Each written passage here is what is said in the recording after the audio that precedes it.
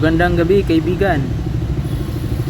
Naniniwala ka po ba na isa sa pinakamalaking factor kaya naging mahirap hanggang ngayon, mahirap pa rin ang ating bansa dahil sa kinamulatan o kinagisnang kaugalian at kultura ng ating mga ninuno na sinaksak sa mga isipan o mindset sa ating mga lulot lula noong mga kapanahunan, sa mga dayuhang nananakop sa atin, kagaya ng mga pinakauna sa Spanish sa pananakop ng mga Hapon, mga Katsila. Naniniwala ka po ba na yan ang isa sa mga pinaka dahilan kaya nanatili tayong mahirap magpasa hanggang ngayon? Ako po, para sa aking sariling opinion, naniniwala po ako kasi nung base sa ating napagdaanan sa pag-aaral kahit sa elementary, alam po natin lahat na bago pa tayo sinakop ng mga Katsila, Maharlika na po ang ating ang tawag sa atin, sa ating bansa. Hindi pa siya Pilipinas. Malaki po, hindi po tayo isang isang bansa lang tulad ng Pilipinas. Nasasakop po tayo sa Asia na tinatawag na Maharlika. Nung bago pa sila sumakop sa atin, ang mga Katsila, mayroon po tayong sariling umiral na po ang kikipagkalakalan natin sa ibang bansa.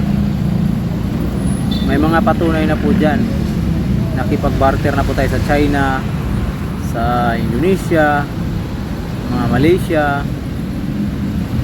sa India. Abot tayo hanggang doon. Kaya mayayaman ang mga sinaunang tao noon. At saka dahil din po yon sa panahon na talagang sagana pa tayo sa mga yaman, lalo na po sa mga ginto at saka pilak. Sa ngayon po kasi, ako sa nakikita ko po, kaya isa sa mga dahilan bakit hanggang ngayon ay mahirap pa tayo, pinaka number one mga may pasimuno po nito, yung nagsimula na tayong sinakop ng mga Katsila. Kasi yung mga kultura po nilang itinanim sa isipan ng ating mga ninuno, talagang nila, minamindset nila na tayo ay isang alipin, tagapagsilbi, mga katulong. Ganun po ang minamindset po nila sa ating mga matatanda. Kaya kung napapansin nyo po, kahit ako, ranas ko po yan. Pag nasa probinsya tayo, lalo na pag nag-aral, ang laging itinanim sa atin kahit mga teacher, sinasabi po sa atin na mag-aaral tayong maigi para pagdating ng panahon makahanap tayo ng magandang trabaho o kaya mag-abroad. So, ibig sabihin, laging nasa mindset ng mga nagtuturo sa atin na ang pera nasa ibang bansa, na mag-aaral tayo para makapagtrabaho tayo ng maayos. Ibig sabihin, parang tinuturo sa atin na mangamuhan pa rin tayo. Samantala sa ibang dako, sa ibang bansa, hindi ganun ang pagtuturo nila. Talagang bata pa lang sila, tulad ng China, bata pa lang po sila, inaasa na sila tungkol sa mga negosyo. Bata pa lang, binababad na sila sa pagninegosyo. Kaya kung papansinin mo, halos lahat ng mga mayayaman dito sa Pilipinas, lahat ng apelyido po nila puro mga Chinese. Lalo na yung example ko lang yung may-ari ng SM o Henry C. yan, kaya may Chinese din yan. Basta halos lahat, kung papansin niyo, kahit i-research niyo po, lahat ng mga apelyido ng mga mayaman dito sa Pilipinas, halos Bira lang ang mga pure Pinoy, kadalasan may lahi talagang Chinese. Kasi iba po yung mindset po nila. Kadalasan kasi sa atin pag pinapaaral, talagang ano lang tinuturo na mag-aral lang maigi para makapaghanap ng magandang trabaho. Wala man lang ano na tungkol magnegosyo sa mga ganon. Hindi siya ganon ka relevant. At saka yung mindset na yon, yung kultura na yon, bukod sa naitanim na sa isipan ng ating mga kanunuan hanggang nadala na sa ating mga mama, papa, pati yung yung nasa libro, hindi siya ganun ka-updated.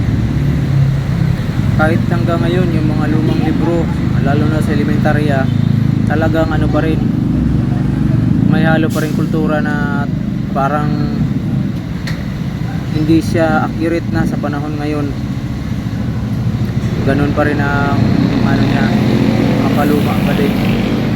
Kaya ako naniniwala po talaga ako na isa yan sa mga faktor kaya nagiging mahirap tayo, kasi iba po yung kultura at yung mga kaugalian na kinagisnan natin.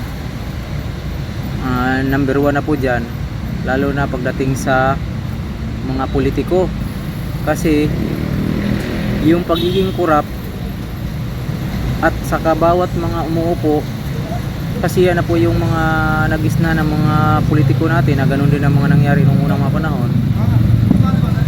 Pangalawa po ay yung pagiging po sa bawat isa, halos lahat po may crab mentality po tayo. Pag may nakitang umangat, parang inihila pa pababa. Yan po ang mahirap sa Pinoy, sa Pilipino, yung pagiging crab mentality. Siguro tingin ko nung bago pa tayo sinakop ng mga banyaga ng mga Katsila at saka mga Hapon, mga Amerikano, tingin ko wala pang ugali sigurong ganyan. Kung mayroon man, hindi halos lahat, mga kukunti lang.